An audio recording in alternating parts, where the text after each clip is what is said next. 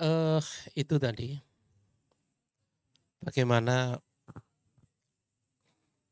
yang tadinya di dalam rapat yang diikuti oleh 9 orang, sebagian dari perwakilan Islam, sebagian dari perwakilan sekuler, sudah mensepakati Piagam Jakarta dengan kalimat negara berdasarkan ketuhanan dengan menjalankan syariat Islam bagi pemeluknya. Kemudian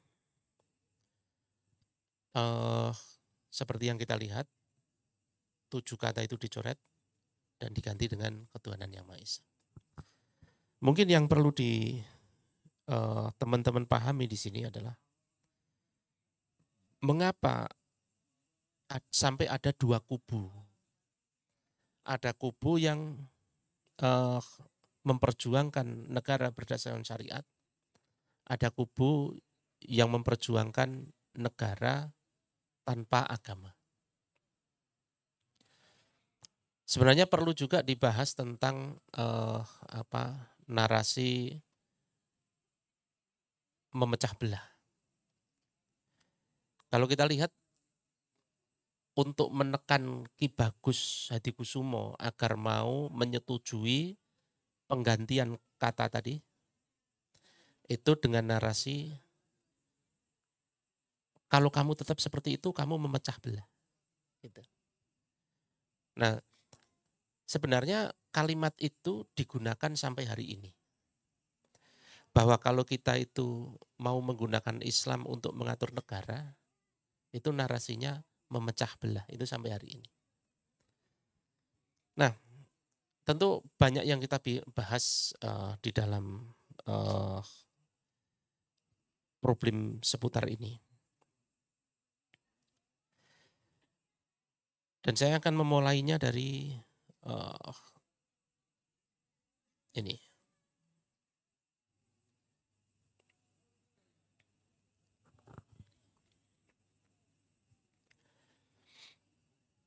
Jauh sebelum Belanda datang,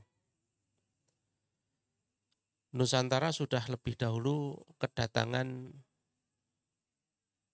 Wali Songo. Yang mana perjuangan Wali Songo ini adalah untuk mendirikan pemerintahan Islam di Nusantara. Seperti yang kita tahu, siapapun walinya, Wali Songo, apapun metode dakwahnya, ada yang pakai wayang, ada yang pakai pengairan, ada yang pakai gamelan, ada yang pakai ru'yah, dan lain sebagainya. Tapi tujuannya satu, mendirikan Kesultanan Islam. Sejarah tidak bisa dihapus dan sejarah tidak bisa dibantah. Bahwa tujuan Wali Songo adalah mendirikan pemerintahan Islam di Nusantara. Seperti yang kita tahu, yang pertama berdiri adalah Kesultanan Islam Demak. Tetapi sebelum itu sudah ada terlebih dahulu Kesultanan Islam di Aceh, Samudra Pasai. Tetapi itu ceritanya dulu sebelum Wali Songo. Ada kisah lain lagi yang menyebabkan Samudra Pasai itu berdiri. Dari Samudra Pasai itulah kemudian Zainal Abidin Ra'ub Babdar, sultannya, Sultan Samudra Pasai, kemudian berkoordinasi dengan khalifah, kemudian khalifah mengirimkan wali. Wali itu apa? Wali itu setingkat di bawah khalifah. Jadi gini, di dalam sistem pemerintahan Islam, pemimpin tertingginya namanya khalifah. Di setiap wilayah masing-masing itu ada walinya. Misalnya ketika khalifahnya ada di Madinah, zaman Umar misalnya, itu Mesir, walinya itu Amr bin As. Sempat waktu itu beliau mau membangun masjid, kemudian menggusur tanahnya warga Yahudi, warga Yahudinya protes, protes kepada wali. Nah, wali itu setara gubernur. Kemudian tidak diterima, proteslah ke khalifah. Diterima sama khalifah. Ini menunjukkan bahwa di dalam sistem pemerintahan Islam, di bawah khalifah itu wali. Di bawah wali itu amil. Amil itu nama kepalanya, wilayahnya namanya imalat. Kalau wali tadi kegubernuran, wilayah itu namanya provinsi, amil itu bupati, imalat itu kabupaten. Itu.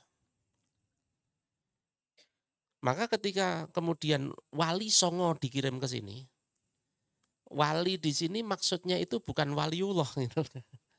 Waliullah kekasih Allah, bahwa mereka itu kekasih Allah itu sudah pasti karena orang-orang soleh itu waliullah. Tetapi bagaimana mungkin waliullah kok mendirikan Kesultanan Islam, itu kan tidak masuk akal. Kalau tolok ukurnya adalah walinya itu kekasih Allah itu. Tapi kalau tolok ukurnya wali itu adalah gubernur, menjadi masuk akal. Mendirikan apa? Kesultanan. Berarti Kesultanan Islam di Nusantara itu setara kabupaten gitu. Yang seluruh Nusantara ada kabupaten-kabupaten itu, kesultanan-kesultanan Islam itu dinaungi oleh wali Songo, kewalian. Nah ini nih provinsi. Nusantara ini satu provinsi. Seperti halnya Mesir itu juga satu provinsi. Arab satu provinsi. Turki satu provinsi. Irak satu provinsi gitu dan seterusnya. Nah maka selayaknya di dalam kehidupan Islam, di dalamnya ada pemerintahnya, ada masyarakatnya. Maka tatanan kemasyarakatan di dalam Kesultanan Islam ini, di Nusantara ini, itu ada ulama, ada umaro, ada umat. Ulama itu ahli ilmu, yang biasanya posisinya itu di luar pemerintahan, mengkritik pemerintah. Jadi ulama itu selalu posisinya di luar pemerintah. Kalau di dalam pemerintahan nyamannya bukan ulama, umaro itu. Kalau ulama kok deket-deket ke umaro itu pasti ada maksudnya. Itu makanya ada hadis kan, ulama yang mengetuk pintu umaro itu jelas. Nah biasanya ulama itu tugasnya apa? Ngeritik umaro gitu.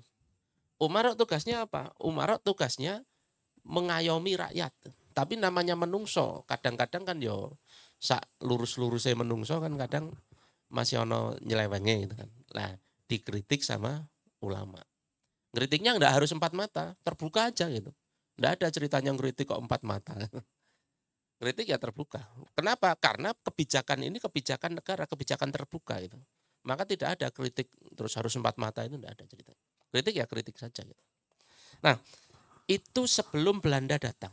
Tidak hanya Belanda, pokoknya penjajah. Karena kadang-kadang dijajah Belanda, kadang dijajah Portugis, kadang dijajah Inggris, kadang dijajah Jepang. Sebelum penjajah datang, konstelasi sosial kemasyarakatan di Nusantara itu begitu. Kemudian ketika Belanda datang, ketika penjajah datang, tatanan ini berubah. Seperti yang kita baca di agama Jawanya Clifford Geertz. Dia menceritakan tentang klasifikasi masyarakat di Nusantara, yaitu ada santri, priayi, abangan. Santri itu orang-orang yang belajar Islam secara intens. Priayi itu biasanya darah biru, keturunan ningrat. Biasanya sejak zaman dulu itu punya jabatan-jabatan khusus secara kenegaraan. Di masa Belanda nanti priayi ini biasanya jadi bawahannya gubernur jenderal Hindia Belanda. Ketika zaman penjajahan, pemimpin tertingginya gubernur jenderal. Tapi nanti bupatinya itu bisa pribumi gitu. Orang-orang priayi ini gitu. Itu priayi. Kemudian abangan ini ya orang Islam, karena ketika zaman Kesultanan Islam itu ya mayoritas beragama Islam. Di atas 90% beragama Islam. Tetapi kan yang paham agama ini kan tidak kemudian semuanya kan. Nah, mayoritasnya ini abangan. Itu istilah Clifford Geertz. Kalau istilah Islam ya tidak ada abangan. Ya orang awam aja gitu. Kan ada kiai, ada awam kan gitu kan biasa. Nah, oleh Clifford Gate disebut abangan. Kemudian perlu juga dibahas adalah misi penjajah ketika mendatangi Nusantara. Ya tidak hanya Nusantara, pokoknya seluruh wilayah di kekuasaan Islam itu kan didatangi penjajah. Apa misinya? Gold, glory, gospel. Ini pelajaran zaman SD. Gold berarti mencari kekayaan, glory mencari kejayaan. Kejayaan itu artinya ini loh, bangsaku menguasai banyak wilayah, menguasai banyak negeri, menguasai banyak bangsa, itu glory. Kemudian gospel. Gospel itu menyebarkan keimanan, menyebarkan keyakinan. Kemudian masuk lagi ke sini, perlu dibahas juga adalah stratifikasi sosial di masa kolonial. Ini juga pelajaran sejak zaman SD. SD, SMP kita sering dibahas. Bahwa stratifikasi sosial di zaman penjajahan, strata paling tinggi itu orang-orang kulit putih, orang-orang Eropa. Kemudian strata nomor 2 itu Asia asing yang sudah lama tinggal di Nusantara seperti China, Arab, India. Dari dulu sudah banyak. Kemudian strata paling bawah adalah pribumi. Mereka menyebutnya inlander. Ini kita sudah sama-sama paham bahwa di zaman penjajahan semua kulit putih itu merasa diposisikan sebagai kasta paling tinggi. Kemudian Asia asing selain pribumi nomor 2, pribumi, inlander paling bawah. Itu yang kita dapatkan di sekolah. Tetapi kita juga harus ingat bahwa yang disebut inlander itu juga ada inlander yang menjadi pasukannya penjajah. Namanya kenil. Dan tidak hanya menjadi pasukan penjajah kan. Ada yang menjadi pegawainya penjajah. Si Priayi tadi. Ada satu lagi, yaitu inlander yang mengikuti agama penjajah. Saya tidak sedang dalam menyinggung soal syarak. Ini sejarah. Bahwa yang membawa Nasrani ke Nusantara itu ya penjajah. Itu sejarah tidak bisa dipungkiri. Gitu. Maka kalau kita petakan lebih detail lagi, stratifikasi sosialnya jadi begini. Eropa yang paling tinggi, Asia asing. Kemudian ada pribumi yang mengikuti agamanya penjajah.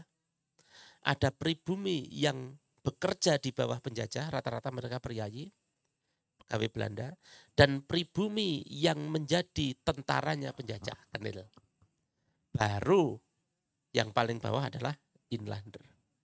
Inlander ini siapa? Inlander ini yang melawan Belanda. Pribumi yang melawan Belanda. Nah, perlu dipahami juga apa ruh perlawanannya.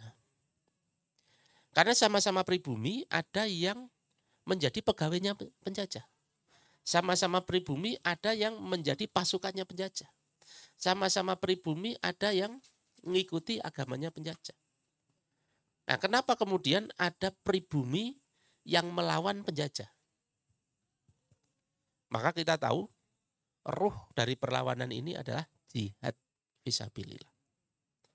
Karena sudah jelas bahwa di dalam Islam mempertahankan agama, mempertahankan wilayah, itu adalah jihad.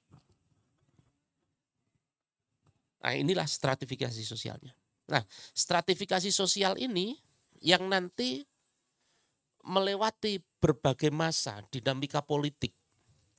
Maka kita harus petakan dulu seperti ini. Santri itu isinya pribumi muslim yang belajar Islam secara intens. Baik datang ke Mekah ketika naik haji, kemudian belajar di sana, seperti halnya Kiai Haji Hasyim Asy'ari yang kemudian mendirikan NU, seperti halnya Kiai Haji Ahmad Dahlan yang kemudian mendirikan Muhammadiyah. Mereka di Mekahnya itu berdua, naik haji bersama, belajar bersama, nyantri bersama, kemudian pulang ke Nusantara bikin organisasi. Ada juga yang tidak datang ke Mekah tetapi belajar di pesantren-pesantren yang ada di Nusantara. Karena tradisi pesantren itu sudah ada sejak zaman Wali Songo. Nah, ini yang disebut santri. Mereka itu disebut inlander dan mereka itu rata-rata pejuang melawan penjajah dengan semangat jihadnya. Kemudian priayi, ke sebelah yang kanan dulu, priayi. Priayi ini pribumi, darah biru, biasanya menjadi pegawai Belanda, ikut kaya, ikut makmur, ikut dihormati. Kemudian ada juga pribumi yang mengikuti agama penjajah, yang rata-rata ini biasanya menjadi andeknya penjajah. Ada satu kisah kakeknya teman saya yang dulunya beragama Islam, bahkan namanya Mukmin. Dia pengen belajar, pengen sekolah. Kan waktu itu ada pendidikan untuk pribumi kan. Nanti ini kita bahas pendidikan untuk pribumi. Tapi tidak boleh karena bukan priayi. Tapi dia ngotot, saya pengen. Ya wis, kowe oleh ikut sinau, tapi masuk Kristen dulu. Akhirnya masuk Kristen. Dan boleh sekolah rakyat dan lain sebagainya, sampai paling tinggi jadi mantri waktu itu. Sempat yang jadi mantri, ngobati orang nyuntik, dan kemudian jadi lurah dan lain sebagainya. Dan sampai wafat tetap mengikuti agama tersebut. Ketika wafatnya saya ada di sampingnya. Ada di samping beliau. Nah, itu priayi dan pribumi yang mengikuti agama penjajah. Kemudian ada abangan. Abangan ini pribumi muslim yang awam. Dia inlander tapi masa mengambang. Dia itu ya namanya orang masyarakat mayoritas itu kan biasanya begitu. Ini secara umum ketika masa penjajahan. Kondisi masyarakat, golongan-golongan di dalam masyarakat ketika masa penjajahan. Kemudian masa penjajahan itu kan beberapa fase politik. Misalnya zamannya VOC. VOC itu perusahaan swasta yang dipasrai oleh kerajaan Belanda untuk mengelola Hindia Belanda, mengelola Nusantara. Mengelola itu maksudnya mengambil kekayaannya gitu. Ya sebenarnya sama seperti sekarang. Nek dulu namanya VOC, mungkin sekarang namanya Freeport gitu ya. Bedone nek VOC wae Belanda, nek Freeport wae Amerika, sama saja itu. Tugasnya apa njikuk kekayaan sama. Nek mbiyen sing dijikuk palawija, sing iki sing dijikuk emas. Kan luwih luwih berharga sekedar palawija. Kemudian sampai mana tadi? Apa? Oh ya. Fase politik. Itu fase VOC. Kemudian VOC ini ada budaya yang kemudian diwarisi kita, yaitu korupsi. VOC itu jagonya korupsi. Orang-orang di dalam VOC itu jagonya korupsi. Sampai bangkrut VOC itu. Karena bangkrut, yang jenengan lebih bayangke BUMN saiki. Bangkrut, kemudian dibubarkan sama kerajaan Belanda. Kemudian siapa yang ngurusi Nusantara, yang ngurusi Hindia Belanda? Langsung kerajaan Belanda. Yang tadinya disubkonkan ke VOC, sekarang diurusi dewe. Nah, ketika kerajaan Belanda ngurusi sendiri, kebetulan kerajaan Belanda itu sedang habis perang dengan Spanyol, terus kemudian hartanya banyak terkuras, maka harus mengembalikan kas negara dalam jumlah banyak. Maka kerajaan Belanda waktu itu membuat sebuah kebijakan yang disebut tanam paksa. Tanam paksa itu memaksa pribumi untuk menanam tanaman-tanaman industri Belanda seperti tebu yang nanti jadi gula. Nah, pabrik-pabrik gula seluruh Indonesia itu ya bagian dari itu. Kina, kopi. Nah, kopi itu masuknya waktu itu. Jadi berterima kasihlah pada Belanda itu. Karena dengan itu dengan penjajahan itu Anda mengenal kopi. Kan baru saja juga kan ada narasi juga bahwa kita dijajah itu gara-gara Muhammad Al-Fatih menutup pasar apa itu. Oh, iya. Ada juga. Nah, kita juga sama ini. Kita berterima kasih pada penjajah karena gara-gara penjajah itu kita mengenal kopi. Nek diputer-puter kan ngono kan, nek kita hanya pengen berretorika kan gitu kan. Ya itu retorika kosong lah. Kemudian tanam paksa itu menyengsarakan pribumi. Kenapa? Ora tanam padi, ora tanam jagung, ora tanam telo. Nah, terus mangan opo? Nanami tebu, nanami kopi dan lain sebagainya. Akhirnya kehidupan semakin sulit. Pangan semakin sulit. Nah, kondisi ini dimanfaatkan oleh bekas-bekasnya VOC. Jadi gini, di Belanda sendiri itu ada beberapa faksi. Seperti halnya di Indonesia ada PDIP, ada Nasdem, ada Gerindra gitu ya. Di Belanda waktu itu juga sama. Ada Anti Revolutionary Party. Ada Roman Catholic Party. Ada Social Democratic Party. Ada macam-macam. Dan ada Liberal Union Party. Ada partai liberal, ada partai sosial, partai komunis, ada partai Katolik, ada partai kerajaan, dan lain sebagainya. Yang harus kita pahami, orang-orang VOC itu rata-rata orang-orang liberal union. Yang mendukung revolusi Prancis, mendukung kapitalisme, mendukung dan lain sebagainya. Nah, ketika Nusantara ini dikuasai VOC, yang banyak mendapatkan kekayaan kan orang-orang liberal union kan. Begitu diambil alih oleh kerajaan Belanda, orang liberal union tidak lagi punya proyek gitu. Proyeknya dipegang kerajaan Belanda dan orang-orang partai anti revolutionary. Maka kemudian mereka piye carane harus mengambil alih lagi dari kekuasaan anti revolutionary. Jadi kan jadi paham kenapa kok ada orang Belanda mengkritik Belanda gitu. Di dalam politik etis itu kan orang Belanda kritik Belanda kan. Ya karena memang di Belanda sendiri ada beberapa kubu gitu. Ada kubunya VOC, Liberal Union, yang habis dilucuti gara-gara VOC-nya dibubarkan. Kemudian Nusantara diambil alih oleh kerajaan Belanda. Kemudian mereka pengen mengambil alih kendali. Pengen kembali mengambil alih kendali Nusantara ini. Dari pengaruhnya anti-revolutionary dan kerajaan. Maka caranya bagaimana? Caranya menciptakan opini umum bahwa politik kerajaan Belanda itu elek. Dengan cara apa? Dengan cara menceritakan tentang penderitaan rakyat Nusantara selama tanam paksa gitu. Maka nanti kita menemukan bagaimana Van de Venter membuat tulisan tentang menderitanya rakyat Nusantara gara-gara tanam paksa. Kemudian Peter Brossow juga sama, menuliskan artikel yang senada. Tetapi artikel-artikel itu belum cukup mengubah opini publik. Karena baru artikel yang sifatnya hanya dibaca oleh elit, orang-orang elit aja, orang-orang intelektual. Ini menjadi opini masif ketika ide itu ditulis oleh Dewes Dekker di dalam sebuah novel, Maghaflar. Kemudian menjadi opini masif. Ketika sudah menjadi opini masif, kerajaan Belanda, Ratu Wilhelmina udah nggak bisa apa-apa. Ya sudah, akhirnya menerima usulan Van de Venter, yaitu politik balas budi. Di dalam politik balas budi itu, atau politik etis, di dalam politik etis itu,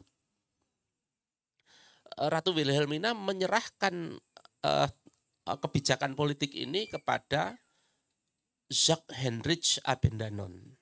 Abendanon ini dalam sejarah yang populer di Nusantara, itu teman surat-suratannya Kartini. Abendanon. Abendanon ini hanya seorang aristokrat yang ngatur pemerintahan secara administratif. Dan dia bukan seorang pemikir. Maka bersama Abendanon ini dikasih penasihat yang kita kenal Seno Hurgronyo. Nah, di tangan Seno Hurgronyo inilah politik etis dirancang. Di sana ada imigrasi, irigasi, edukasi.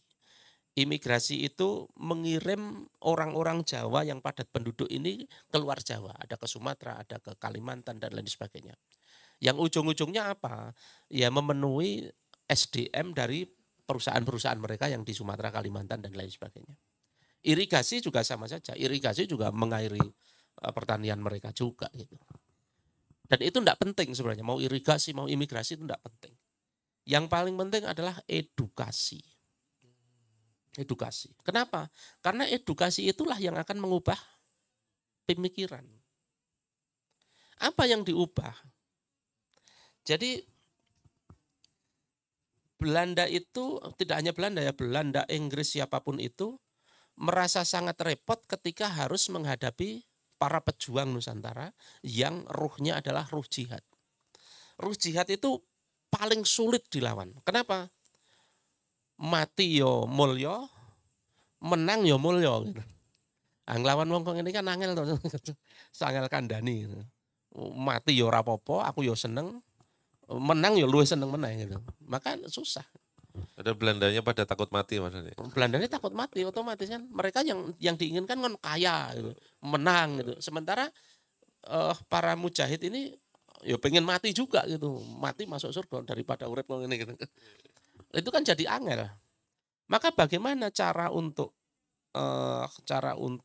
melepaskan ruh jihad itu? Ya melepaskan Islam dari kepalanya. Caranya bagaimana? Ya pendidikan. Pertama kepada kaum abangan dulu ya. Pada kaum abangan itu mistik-mistik zaman dulu, kejawen, kemusyrikan zaman dulu, zaman Hindu Buddha itu diangkat kembali. Ingat ketika ini apa namanya? Borobudur dan Prambanan di renovasi, dibangun kembali. Yang bangun siapa? Raffles, orang Inggris. Bukan pribumi. Yang bangun Borobudur dan Prambanan itu bukan pribumi, tapi Raffles, orang Inggris. Apa coba karepe? Apa untungnya bagi dia coba? Bangunku ya ora murah gitu. Apa untungnya? Wong dia itu kesini nyari harta. Kok malah keluar harta untuk bangun kembali Borobudur dan Prambanan. Apa coba? Sebenarnya ini membangun narasi bahwa kalian itu bangsa besar. Keturunan Mojopahit, keturunan Hindu Buddha itu loh. Masih ada sisa-sisanya. Ayo ikut kembali ke situ. Kan roh jihadnya hilang. Kan gitu kan. Nah pada kaum abangan itu diarahkan ke situ. Termasuk diarahkan kepada cerita-cerita kliniknya Wali Songo. Wali Songo yang tadinya itu politisi, negarawan, mendirikan sistem pemerintahan di Nusantara, itu diceritakan menjadi pertapa, iso mabur, iso ngilang gitu kan. Bisa langsung sholat Jumat di Mekah. Sholat Jumat di Mekah gitu. Padahal mereka itu ya kayak kita biasa itu. Bahwa mereka soleh iya, mereka ilmunya tinggi iya. Tapi mereka itu bukan orang sakti, itu bukan. Mereka negarawan yang mendirikan Kesultanan Islam itu. Tetapi di masa ini cerita itu diputar balikkan. Nah, di masa politik etis, kaum abangannya dikembalikan kepada kemusyrikan masa lalu, kesyirikan masa lalu. Priayinya dididik oleh penjajah. Priayinya dididik oleh penjajah. Nanti jadi kan kalau mempelajari politik etis, itu kan salah satunya pendidikan untuk pribumi. Yang dididik siapa? Kan pasti priayi semua. Nggak mungkin tidak. Karena apa? Abangan nanti ada proyek sendiri, yaitu dimusyrikan tadi. Yang priayi dididik. Pertanyaan saya begini. Ada penjajah mendidik jajahannya. Pendidikan macam apa? Pendidiknya penjajahnya yang mendidik non-muslim. Yang dididik muslim. Pendidikan macam apa? Pendidikan untuk taat pada Allah dan Rasulnya gitu? Lah kan mustahil kan? Apa yang dididikkan? Ya cara mereka berpikir gitu. Ingat ini yang nyusun ini Liberal Union. Yang mendukung revolusi Prancis. Revolusi Prancis itu apa? Revolusi Prancis itu mengubah Eropa yang Kristen menjadi Eropa yang sekuler. Sekuler itu artinya negara tanpa agama. Dulunya Eropa kan diatur pakai kekristenan kan. Dengan lahirnya Revolusi Prancis itu kekristenannya ditumbangkan, negaranya jadi negara tanpa agama gitu. Nah, kaum Liberal Union itu mengusung itu. Maka ketika Liberal Union itu kemudian mendidik pribumi Nusantara, yang dididikkan apa? Lah ya sama. Kalau mereka di Eropa itu menggulingkan kekristenan dari negara, kalau di Nusantara menggulingkan Islam dari negara. Islamnya tadi zaman kesultanan kan, yang mengatur kesultanan Islam kan, ya Islam kan. Nah itu pengen digulingkan. Melalui apa? Melalui para priayi ini. Priayi ini disekolahkan, dididik, diubah cara berpikirnya untuk kemudian mengusung gagasan mendirikan negara tanpa agama. Nah, maka inilah kemudian di sidang BPUPKI tadi terjadi tumbuhan. Tapi sebelum itu, sebelum masa BPUPKI, yaitu masa revolusi, menjelang revolusi kemerdekaan, itu kan muncul organisasi-organisasi kan. Muncul organisasi-organisasi. Nanti dari golongan santri ini muncul organisasi yang kita kenal dengan Sentral Syarikat Islam tahun 1916. Abangan jelas tidak membikin ya, karena Abangan ini orang awam, dia tidak sampai di situ. Kemudian para priayi apa? Bikin Budi Utomo, bikin indisi partai. Yang tadi Ki Bagus Adikusumo menyatakan bahwa yang paling banyak mengambil pengaruh adalah Syarikat Islam, CSI. Sementara Budi Utomo tidak. Budi Utomo ini apa? Budi Utomo ini organisasi priayi, para priayi. Nanti jenengan lihat, Budi Utomo itu isinya priayi semua. Tapi kalau CSI enggak, CSI itu sampai ke rakyat dan lain sebagainya. Di masa revolusi kemerdekaan. Kemudian orang-orang dari kubu priayi yang dididik oleh penjajah ini mendidik bawahnya lagi.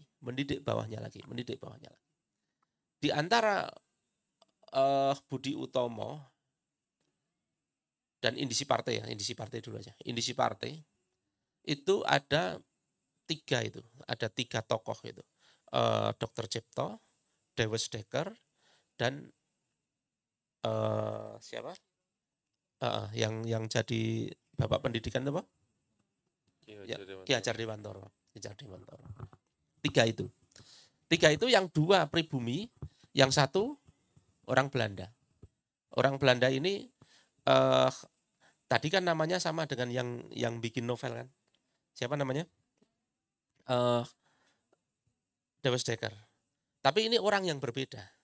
Ini cucunya, Dewes Dekker cucunya. Jadi yang membangun opini itu kakeknya, yang eksekusi cucunya. Yang bangun opini kakeknya, yang eksekusi cucunya. Pertanyaan lagi begini, kenapa tidak dibiarkan orang pribumi semua yang maju? Kenapa harus ada Dewes Dekker satu orang kulit putih di sana? Mereka tetap tidak percaya dengan pribumi itu, walaupun sudah dididik itu. Harus ada orang kulit putihnya untuk tetap memastikan mereka dalam track yang diinginkan. Apa itu? Memperjuangkan negara tanpa agama. Nah, nanti tiga inilah ketemu Soekarno dan lain sebagainya, kemudian Soekarno membangun PNI. Nah, di sidang BPUPKI nanti kubu tadi nanti jadi seperti ini. Dari kubu santri itu bersatu di Masyumi. Ada Muhammadiyah, NU, PSI. Ini PSI-nya bukan PSI yang sekarang ya. Mereka itu membawa 52.000 surat perwakilan umat Islam dari seluruh wilayah. Jadi di sidang BPUPKI mereka tidak omong kosong. Mereka itu membawa 52.000 surat perwakilan. Misalnya di sini ya ada masjid, ada takmir mewakili jamaahnya nggawe surat diserahkan kepada perwakilan Muhammadiyah Ki Bagus Adikusumo, perwakilan NU Kiai Haji Wahid Hasyim dan lain sebagainya. Kemudian untuk diperjuangkan. Memperjuangkan apa? Membangun negara yang berbasis kepada syariat. Mereka misinya apa? Memperjuangkan Islam sebagai dasar negara. Mereka ini adalah para pewaris Wali Songo, para pewaris Kesultanan Islam. Kenapa? Ya karena sejak dulu begitu. Namanya bernegara itu ya diatur pakai agama. Kemudian golongan priayi. Di sana ada PNI, ada PKI, ada orang-orang yang mengikuti agamanya penjajah, kemudian bikin partai. Apa misinya? Menentang Islam sebagai dasar negara. Jadi yang satu itu pewaris Wali Songo dan Kesultanan Islam, yang satu pewaris penjajah. Kenapa saya bisa bilang begitu? Ya karena dididik penjajah. Mau bilang apa? Faktanya dididik penjajah kok. Emang ide negara sekuler, negara tanpa agama itu memang ide dari mana? Ide dari Diponegoro? Bukan. Ide dari Sultan Agung? Bukan. Ide dari siapa? Tidak ada. Ide dari mana? Ide dari Belanda. Dari sebelumnya, sebelum dididik sama Belanda itu tidak ada ide negara tanpa agama, itu tidak ada ide itu. Dan yang aneh kan begini, ketika Belanda belum datang, negeri ini diatur dengan sistem pemerintahan Islam, Kesultanan Islam. Kemudian Belanda datang. Pas Belanda pulang, kok nggawe negara anyar? Kudu dengan Bali neng negara sing mau nih. Kok nggawe negara anyar? Kenapa harus bikin negara baru gitu loh? Kan kembali aja kepada yang sebelumnya. Bikin negara barunya ngikuti gagasan penjajah lagi. Kan dididik oleh penjajah gitu. Persoalannya untuk apa gitu loh? Untuk apa penjajah yang dalam hal ini adalah liberal union repot-repot mendidik pribumi coba? Untuk apa coba? Untuk apa coba? Tidak mungkin tanpa tujuan kan? Pasti ada tujuan. Tujuannya apa? Tetap menjajah. Secara pemikiran. Tidak hanya secara pemikiran. Ujung-ujungnya secara ekonomi. Dulu mereka ngerampok Palawija. Caranya apa? Bawa tentara, nodong senjata, bawa bedil. Kemudian bisa bawa Palawija.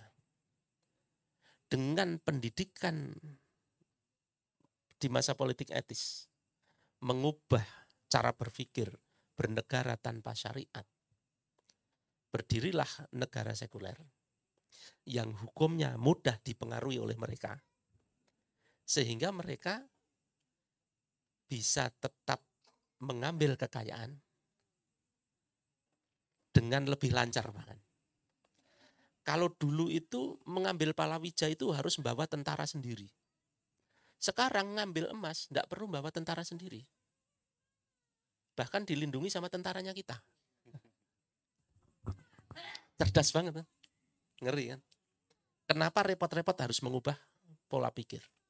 Karena ujung-ujungnya begitu sebenarnya. Tapi kok dulu mau ya saat dididik itu kan harusnya curiga nih, kok mau kok didik kita gitu. Baik banget gitu. Ada yang nggak curiga sih? Sekarang ada yang curiga nggak dikasih konsesi tambang. Kan gitu. Sebenarnya zaman itu enggak pernah berubah, Pak. Polanya gitu-gitu aja gitu. Pelakunya aja yang ganti-ganti. Polanya sama. Dunia itu ya Pak, dari zaman Nabi Adam diciptakan sampai kiamat, itu polanya sama. Hak batil kan gitu kan. Meh golek apa meneh itu.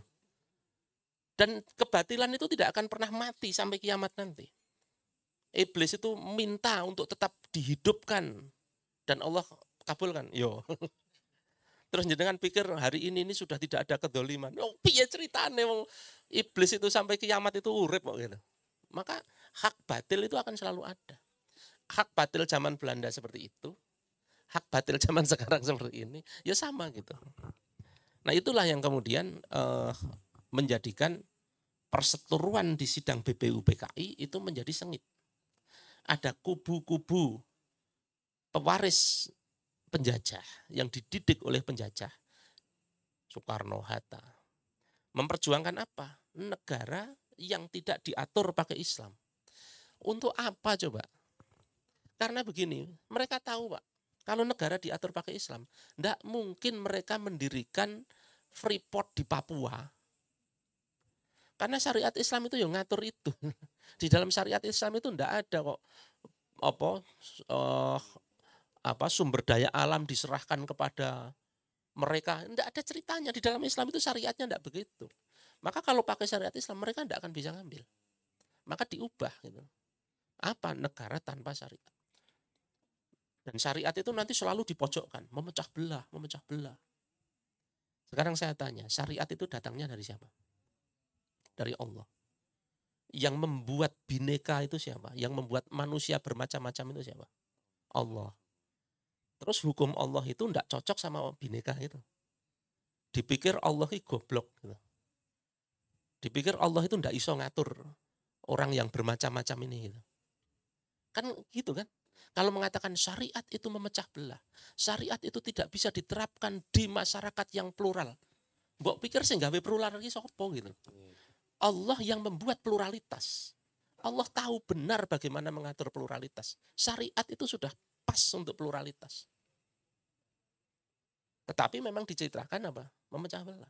Sebenarnya ketika dicitrakan memecah belah itu mencitrakan Allah memecah belah manusia, itu kan gitu kan?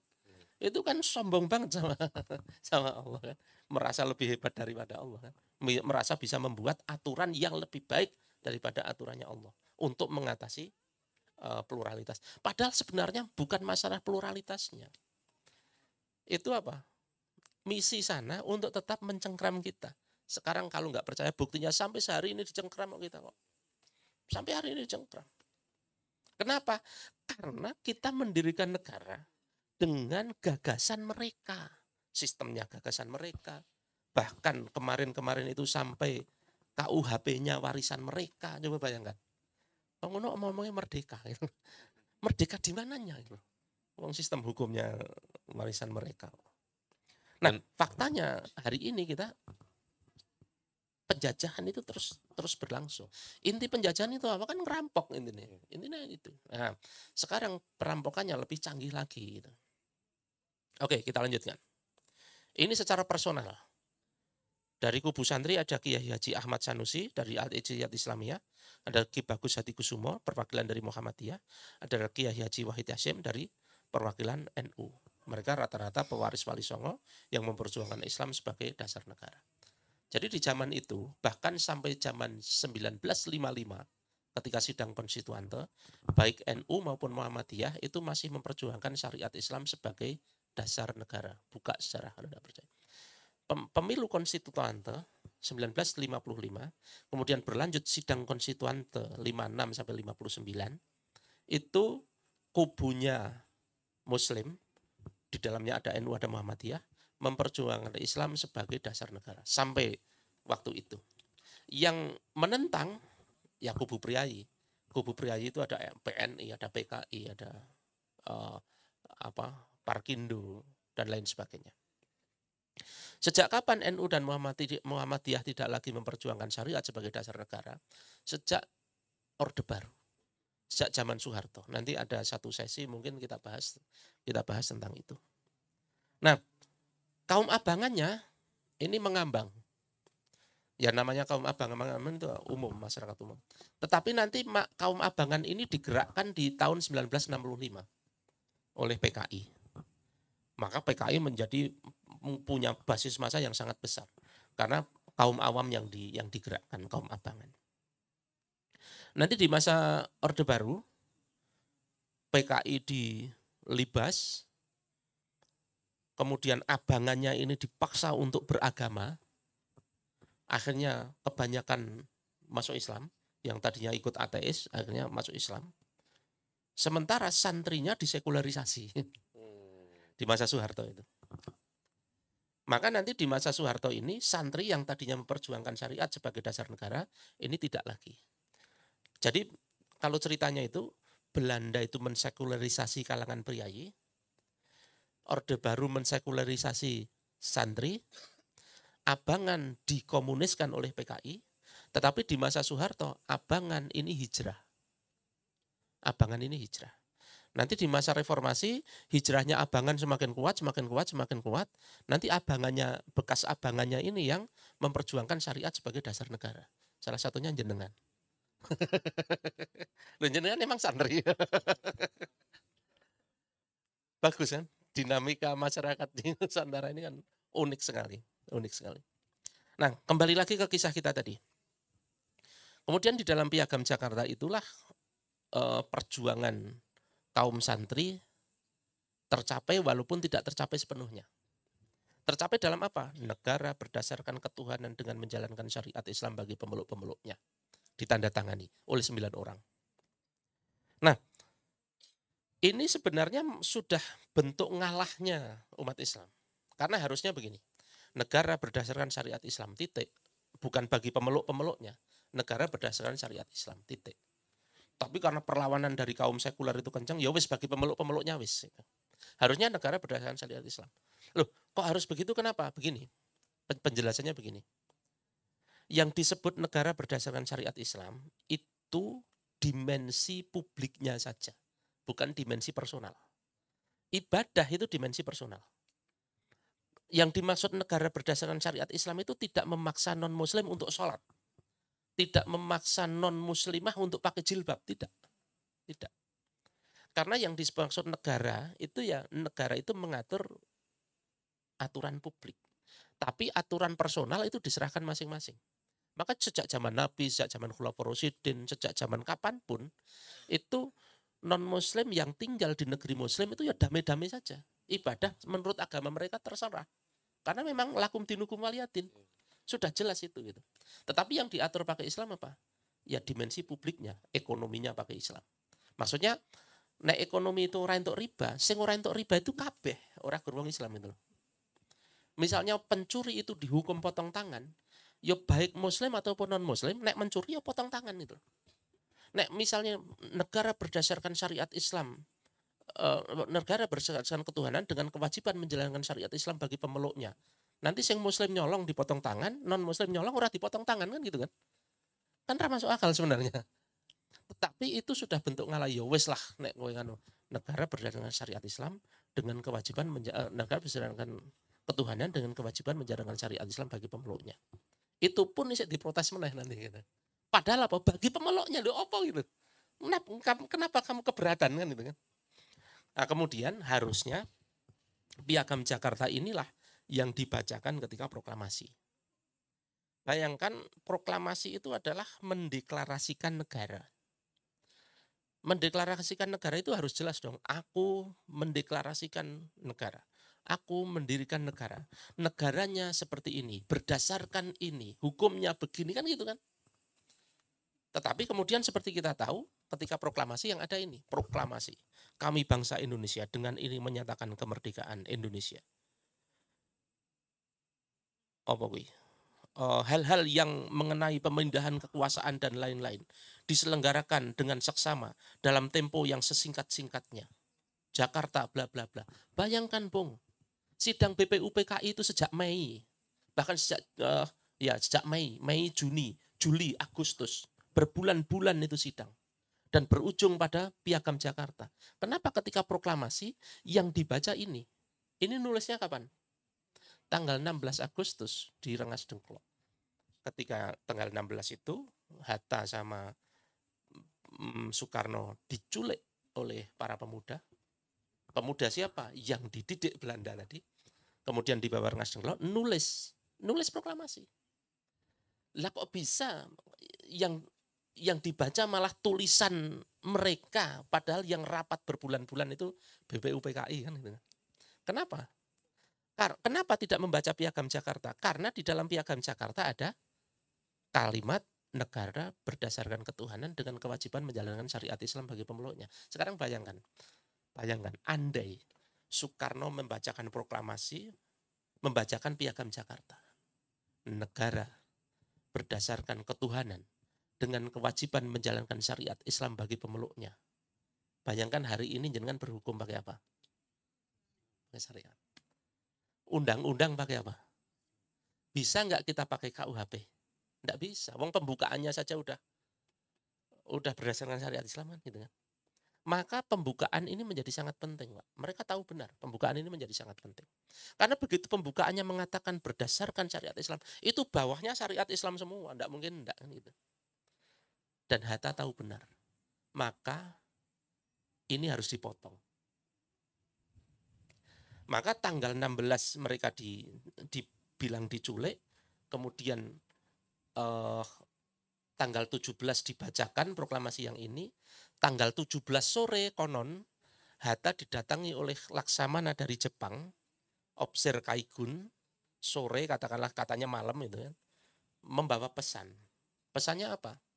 Orang-orang Indonesia Timur yang agamanya penjajah mau dibiayai penjajah untuk melawan kita kalau masih ada 7 kata itu. Kemudian Hatta bilang, sudahlah, kita itu jangan memecah belah. Kita itu ngalah, yang 7 kata itu dihilangkan saja. Enggak bisa gitu, kita kan sudah sepakat, kan gitu, Ki Bagus gitu. Terus Hatta tadi, kamu jangan memecah belah. Kalau saya jadi Ki Bagus ya, sing memecah belah ki sapa lek? Sing memecah belah ki sapa? Kita sudah sepakat kemarin. Kemudian ada ancaman dari luar. Pengen memecahkan diri dari Indonesia lah, pengen ngangkat senjata lah. Saiki sing memecah belah ki sapa? Coba sapa sing memecah belah? Sing gawe goro-goro sapa? Kan itu kan. Sekarang kalau ngomong soal ini ya, kalau ngomong soal apa okeh-okehan. Karena kan demokrasi yo okeh-okehan, Pak. Coba apa demokrasi nek ora okeh-okehan apa?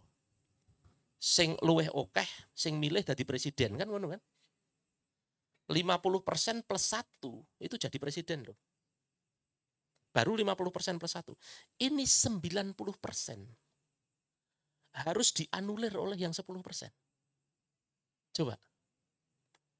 Logikanya di mana? Harusnya apa? Sing manut sing endi? Sing 10% harusnya sing manut. Bukan sing 90% dipaksa manut sing 10% gitu loh. Itu jadi kayak hak veto itu ya. Lah iya kan. Kan enggak masuk akal gitu. Terus dibilang yang 90% ini memecah belah. Loh, memecah belah piye gitu. Sing memecah belah ki sing 10% gitu loh. Wong cedok sing 90% menginginkan itu kok. Kan enggak masuk akal kan.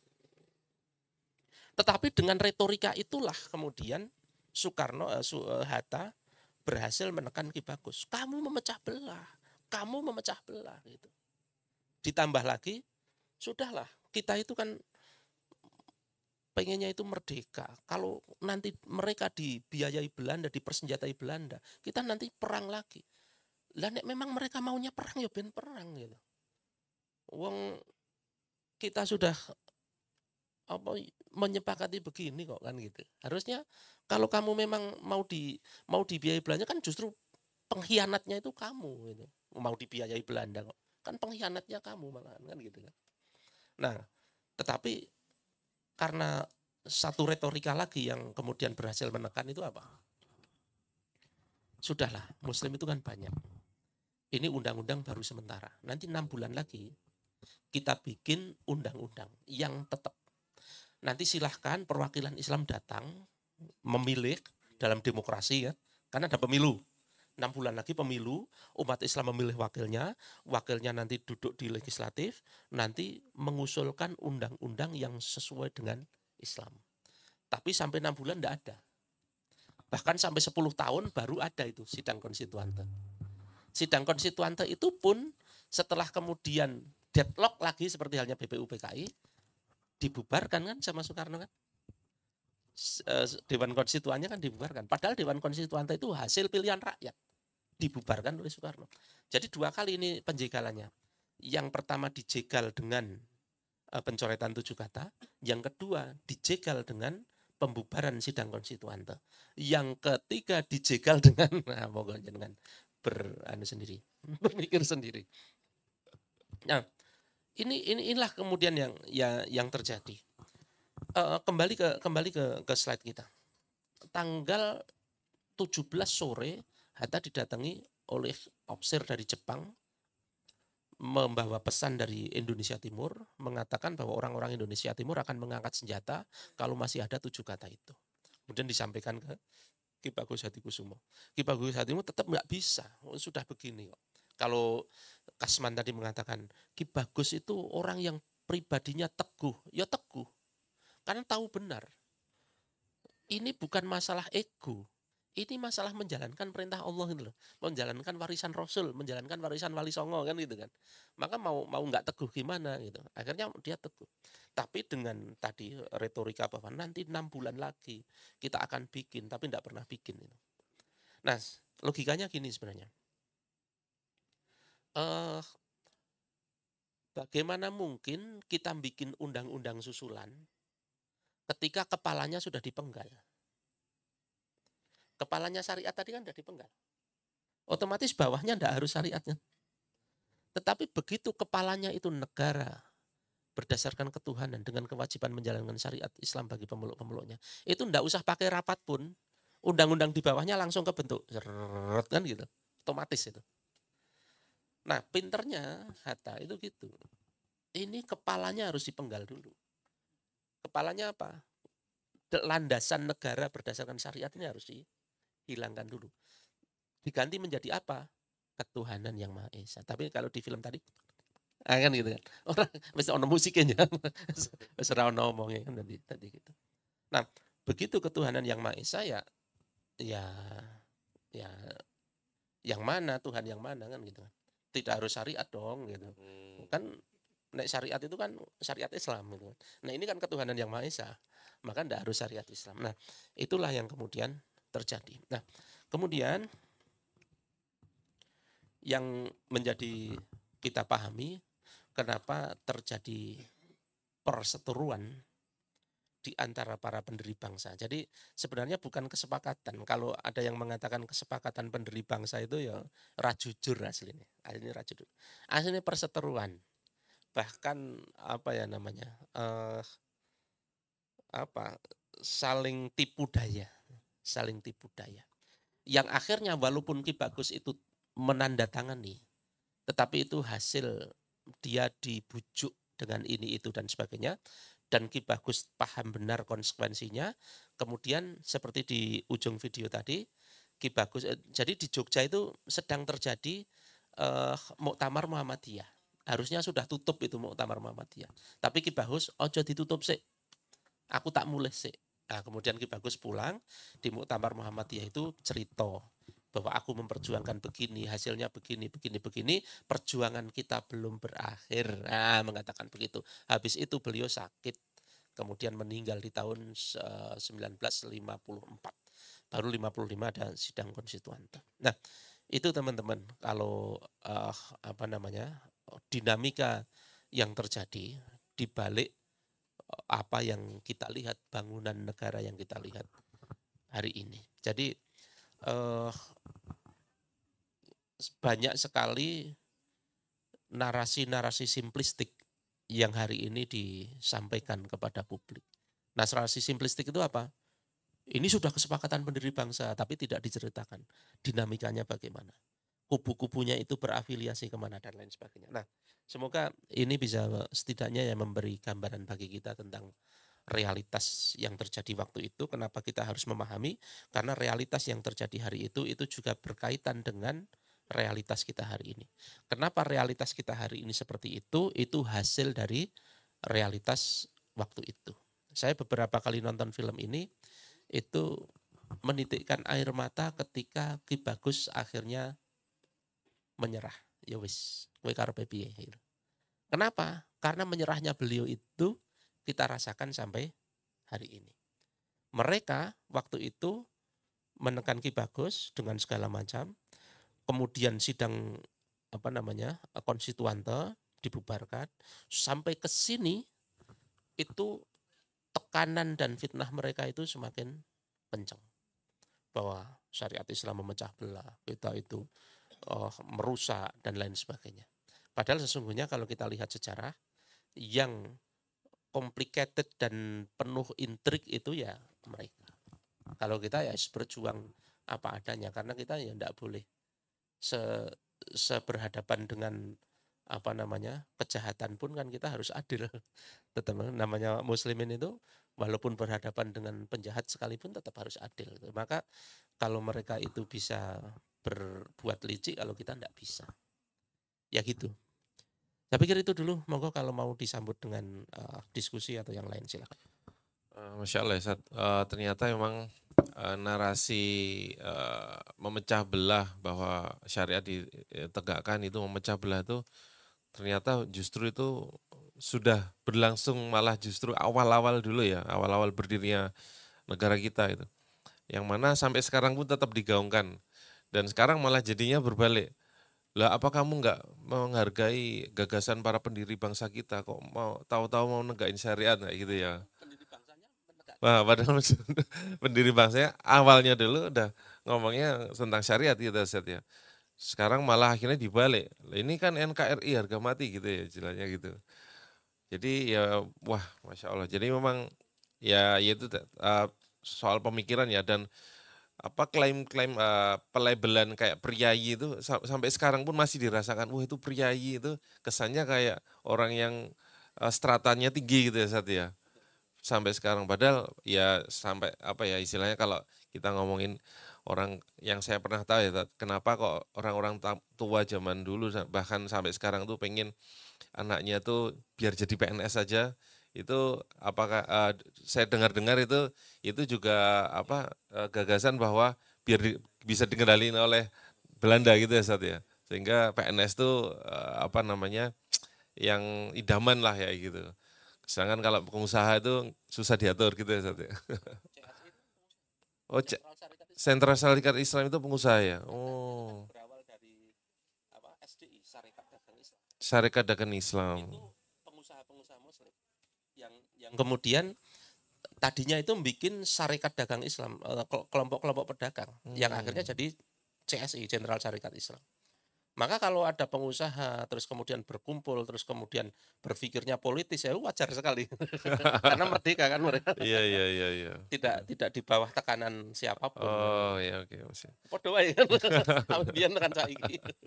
Dan apa saya juga pernah dengar pelabelan nama haji itu juga sama. Haji itu penanda. Penanda ya. Kayak haji. Berarti nek haji itu wis terpengaruh pemikiran ini kan gitu. Jadi untuk penanda sih. Makanya penyebutan nama haji itu mungkin cuma ada di Indonesia Sat, atau di negara lain ada nggak sih? Nggak ada. Nggak ada ya. Nenek neng Arab kabeh haji. Kabeh wong haji. Bahkan Torek itu 2 bulan udah naik haji. Masya Allah. Kayak gitu ternyata ya dirunut sejarahnya yang menarik nih. Masya Allah. Oke, kita kasih kesempatan buat teman-teman bagi yang mau bertanya silakan. Oke, Mas dulu yang depan ini silakan. Bismillahirrahmanirrahim. Izin bertanya terkait dengan di Opsir Jepang itu siapa itu Tat? Kenapa sangat berpengaruh dan sangat diangkat oleh Hatta? Padahal kan dalam yang pernah saya baca dalam sidang BPUPKI atau Panitia 9, bahkan perwakilan Kristen sendiri mengatakan dia setuju 200%. Iya betul. Nah, pertanyaannya siapa sebenarnya Opsir ini? Kenapa dia sangat berpengaruh bagi Muhammad Hatta ini? Mungkin itu pertanyaannya. Baik. Hatta sendiri ketika ditanya tidak menjawab. Siapa Opsirnya? Siapa namanya? Kan tadi gitu kan. Tidak menjawab. Dari mana datanya bahwa Hatta tidak menjawab? Dari bukunya dia sendiri ini. Bukunya Muhammad Hatta judulnya Sekitar Proklamasi. Di dalam buku itu dia menceritakan bahwa pada tanggal 17 Agustus tahun 45 sore hari dia menerima telepon dari Nishishima, pembantu Admiral Maeda, yang memintanya untuk menemui seorang Opsir Kaigun, namanya siapa dia juga lupa, tidak tahu. Terus kemudian membawa pesan itu. Kita juga tidak tahu itu terjadi beneran atau tidak. Itu kan hanya yang cerita Hatta. Apakah itu kisah nyata atau fiktif kita juga tidak tahu gitu. Yang jelas Hatta sendiri tidak menyebut namanya. Maka kalau dugaan saya, ini dugaan, ya itu tidak ada sebenarnya. Memang gagasan mereka kan pengen membentuk negara yang tanpa syariat. Maka segala macam cara digunakan, termasuk cara menggunakan pesan-pesan dari Indonesia Timur tadi. Saya juga tidak yakin orang-orang Indonesia Timur itu mengancam, itu juga tidak yakin juga. Ini narasinya dia saja, kemungkinan begitu. Ya kalau kita gini ya, kalau kita pikir secara rasional, kalau mereka cuma 10%, kemudian mau mengangkat senjata melawan yang 90%, itu juga ya enggak masuk akal juga gitu. Bagi mereka secara hitung-hitungan politis juga enggak masuk akal juga. Maka kemungkinan ini hanya ya narasi saja, enggak ada realitanya, kemungkinan begitu. Tetapi yang ditulis Hatta di dalam bukunya dia sendiri, bahwa dia mengatakan dia tidak menanyakan siapa nama orang itu. Gitu. Terus tadi yang ada pemuda yang menculik ke Rengas Dengklok itu Jong Java itu bukan sih, Tat? Ya semacam itu. Tapi itu berarti kayak menskenariokan seolah-olah kayak Bung Hattanya sama Soekarno-nya Iya. jadi kayak dipaksa gitu ya. Iya. Padahal aslinya mereka sendiri juga Iya, mereka setuju gitu sebenarnya ya. iya. Masya Allah. Ya itu ya apa skenario mereka. Iya, siap. Oke, ada lagi mungkin yang tadi di belakang ya, sebentar.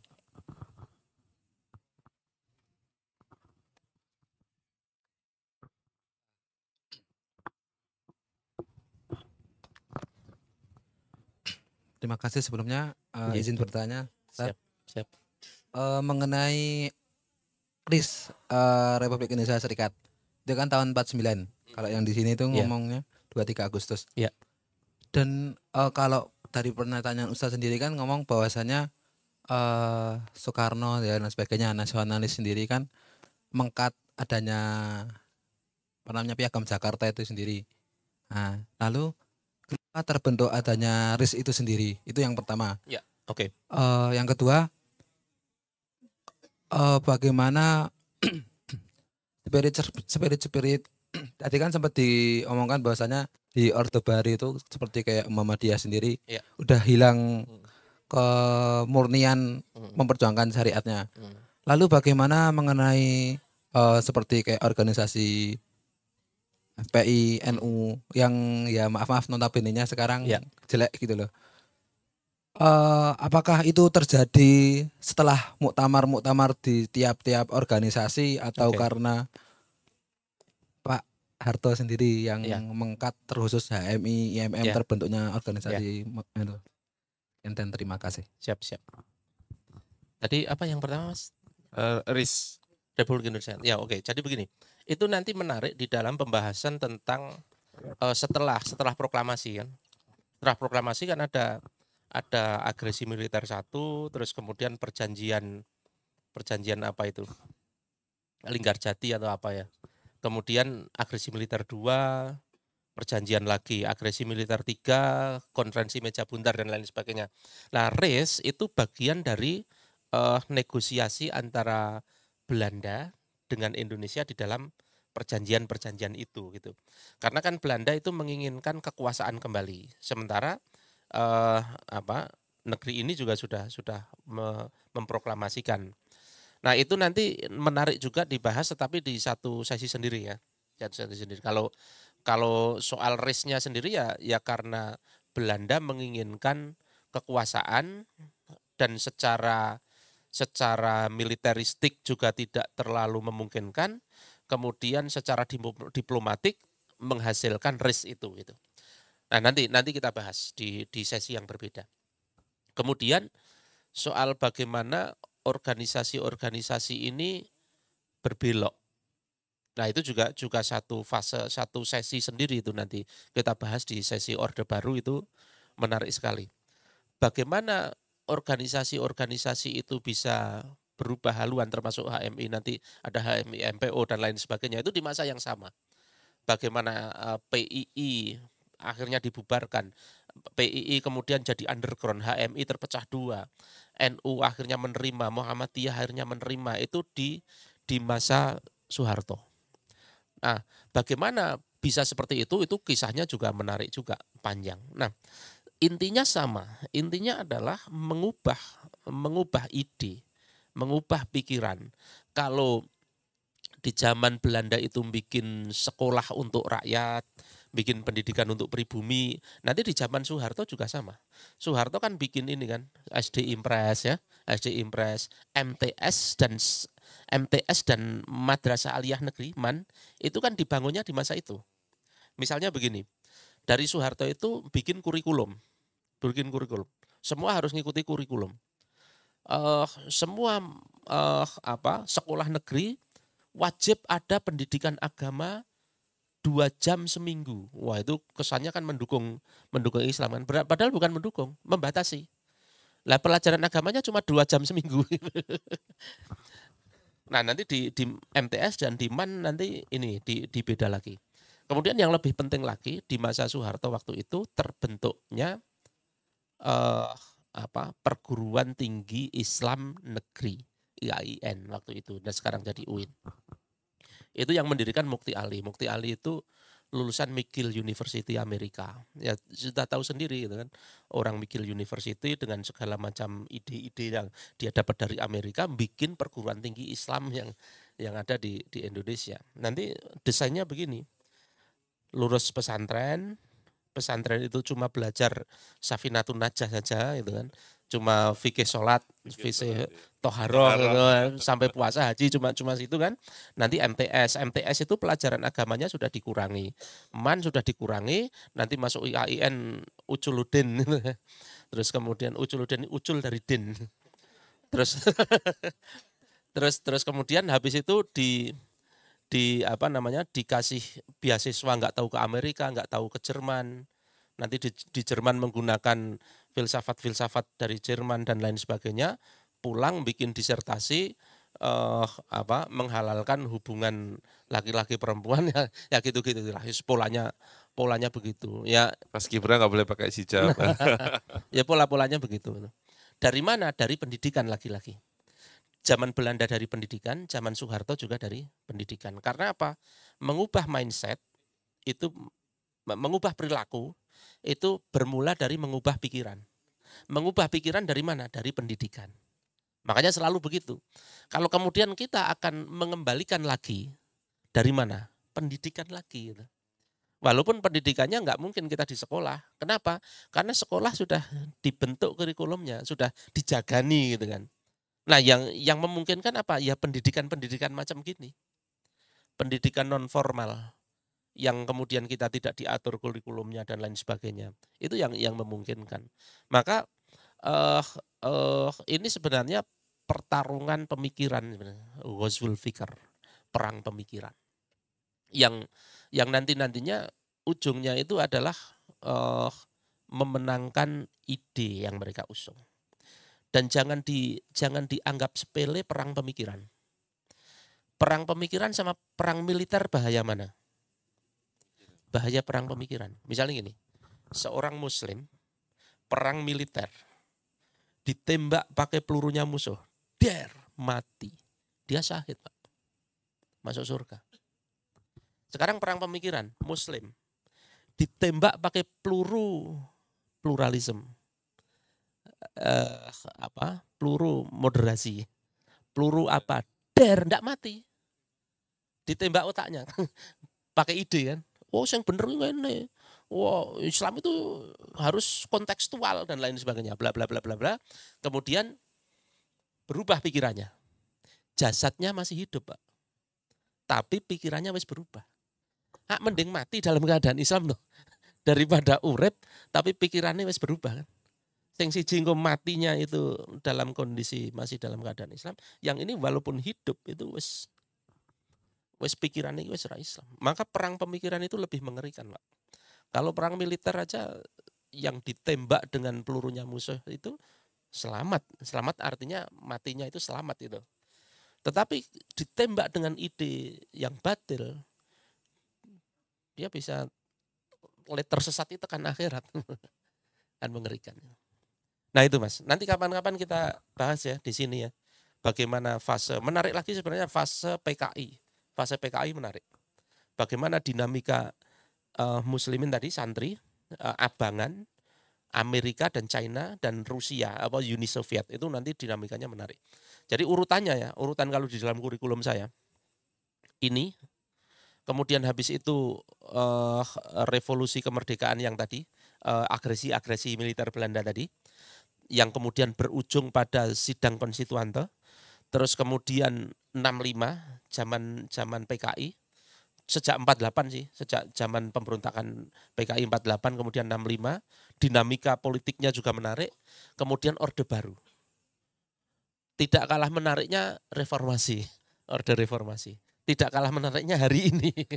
Itu nyambung, Pak. Dari zaman Kesultanan Islam, bahkan dari zaman Hindu Buddha, Kesultanan Islam, penjajahan Belanda, revolusi ini itu apa linear ceritanya itu linear. Kalau kita menyimak satu persatu, kita jadi paham, oh pantes nek dino iki ngene gitu. Nah, itu pentingnya. Nah, sekali lagi pendidikan inilah yang kemudian bisa mengubah mindset. Termasuk mindset kita menjadi akan berubah ketika kita belajar. Tetapi kalau kita hanya mendapatkan narasi-narasi dari mereka memecah belah dan lain sebagainya, ya wis ngono kuwi hasilnya gitu. Dan pemikiran itu bisa terus diwariskan terus menerus ya, Diwariskan. bahkan si penggagas ini udah mati, iya. itu terus jalan terus ya. Iya, betul. Misalnya narasi tentang Kiai Haji Hasyim Asy'ari, pendiri NU, itu sudah menyepakati. Enggak nyepakati, jangankan Kiai Haji Hasyim Asy'ari, Kiai Haji Wahid Hasyim aja masih memperjuangkan syariat Islam.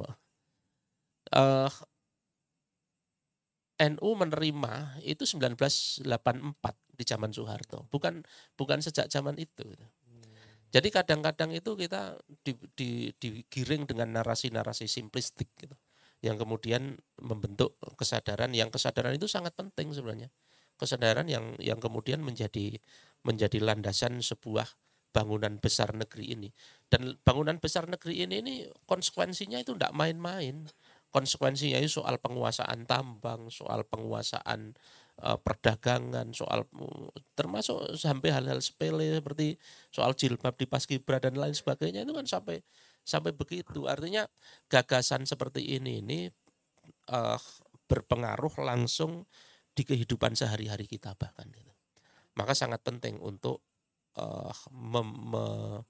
meluruskan kembali, membongkar kembali. Saya pikir itu. Monggo, mungkin masih ada yang lain. Siap, mungkin untuk yang Ahwat ada yang mau tanya? Oke.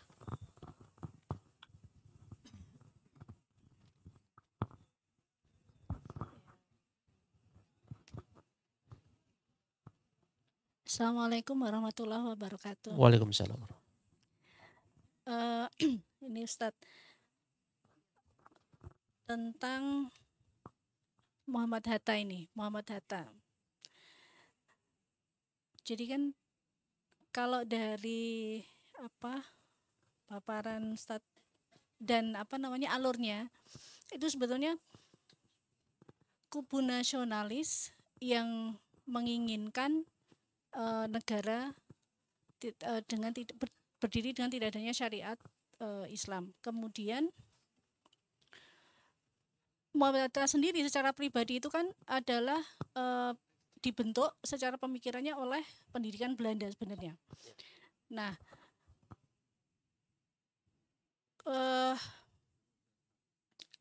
di sini gini, Muhammad Hatta sendiri ada beberapa kali itu karena menunjukkan perlawanannya terhadap Belanda itu dibuang beberapa kali, dalam arti di Irian Jaya, di mana. Nah, mungkin bisa dijelaskan oleh Ustadz kenapa seperti itu kaitannya. Baik. Kemudian satu lagi tentang kan saat itu mungkin Indonesia ada beberapa negara mungkin yang secara bersamaan mungkin kurang lebihnya merdeka gitu. Termasuk salah satunya di tahun-tahun itu nggih. Ya, betul. Nah,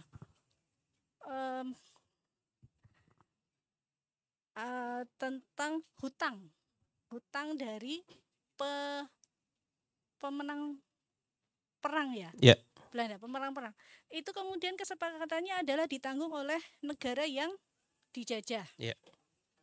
Nah, gambarannya saya tuh gini, apakah ada kesepakatan tertentu antara ya para founding father ini, para pemikir yang akan mendirikan negara dengan kesepakatan yang tidak terlihat atau seperti apa Ya. gitu. Nah, dan hutangnya itu ke siapa gitu? Apakah itu hutang dari zaman turun dari sejak VOC atau murni dari pemenang ini perang ini? Kemudian dari ke institusi apa, lembaga apa waktu itu? Waktu itu udah ada LBB atau apa? Itu Ya, aja. oke, Jadi oke, dua baik, pertanyaan. baik. Terima kasih. Assalamualaikum warahmatullahi wabarakatuh. Baik. Jadi begini. Kenapa Soekarno-Hatta sempat dibuang? Itu terjadi setelah agresi militer 2 kalau nggak salah ya. Agresi, nanti kita bahas di sesi itu ya, detailnya. Jadi dibuang itu jadi kan Jakarta yang tadinya menjadi ibu kota Indonesia itu dipindah ke Jogja karena Jakarta menjadi ibu kotanya Belanda, ibu kotanya Belanda yang kemudian jadi Republik Indonesia Serikat itu kan. Nah kemudian tidak puas lagi si Belanda ini, nggak puas lagi dengan hasil seperti itu. Pokoknya intinya itu pengen lebih lagi dari itu. Nah kemudian Hatta sama Soekarno diasingkan kemana itu, ke Digul atau kemana itu. Nah tetapi kan kenapa kemudian setelah itu diambil lagi? Nah ini ada menarik juga. Menariknya begini. Ketika Hatta sama Soekarno itu diasingkan, itu otomatis NKRI itu sudah nggak ada waktu itu. Yang ada RIS, NKRI-nya nggak ada, Soekarno-Hattanya sudah diasingkan. Waktu itu Indonesia itu sempat dipimpin secara darurat oleh siapa itu yang dari yang di Sumatera itu kan sempat itu. Nah di waktu itu Kartosoewirjo proklamasi, deklarasi NII, Negara Islam Indonesia. Nah, Belanda kan jadi waduh malah menyingkirkan Soekarno, yang muncul Kartosoewirjo ini kan jadi lebih bahaya daripada Soekarno. Akhirnya Soekarno balikin lagi gitu. Nah, maka deklarasinya Kartosoewirjo itu tidak memberontak Soekarno sebenarnya. Karena Soekarnonya sendiri sudah nggak ada. Memberontak pada Belanda gitu. Belanda maksudnya kekuasaan di Jakarta. Itu nanti begitu. Tapi dinamika itu nanti lebih detailnya di fase itu ya. Kemudian yang kedua tadi apa, Bu? Oh, utang. Nah, itu juga sama. Itu di fase itu. Utang itu kan nanti begini. Ketika Belanda itu sudah istilah lagi nengen salah, ngiwo salah gitu. Sono kena NII, sini kena dan lain sebagainya. Akhirnya ya wis lah. Ini negara tetap ada. Karena kita tahu ya, Belanda itu sendiri kan faksi yang mana kan gitu kan. Belanda faksi yang mana. Kalau yang Liberal Union sih bagi orang-orang Liberal Union mau merdeka sih enggak masalah, yang penting undang-undangnya nanti bisa kita atur gitu kan. Tapi kalau bagi kerajaan kan beda ceritanya. Pokoknya pengen menguasai sepenuhnya. Nah, waktu itu yang menghendaki kan kubunya itu pengen menguasai sepenuhnya. Tapi realitasnya kan enggak mudah menguasai sepenuhnya. Akhirnya kemudian ya wis lah. Nek memang aku kesana sing muncul malah NII, kemudian dikuasai secara sepenuhnya semakin sulit, akhirnya ya wis Soekarno sama Hatta dibalikin lagi, kemudian ya wis tak akui, tetapi salah satu syaratnya itu menanggung beban hutang Hindia Belanda. Jadi Hindia Belanda itu kan ketika perang itu kan mengeluarkan banyak biaya kan, termasuk perang melawan Pangeran Diponegoro, perang melawan Imam Bonjol dan lain sebagainya, itu kan mengeluarkan banyak biaya. Lah biaya itu yang kemudian harus ditanggung oleh pemerintahannya Soekarno. Jadi utang itu ditanggung oleh Soekarno. Nah itu nantilah besok lah kita bahas itu. Kayaknya itu aja, dua itu nggak Bu? Yeah. Yang itu yang merdekanya bisa mirip-mirip tahunnya berdekatan. Iya.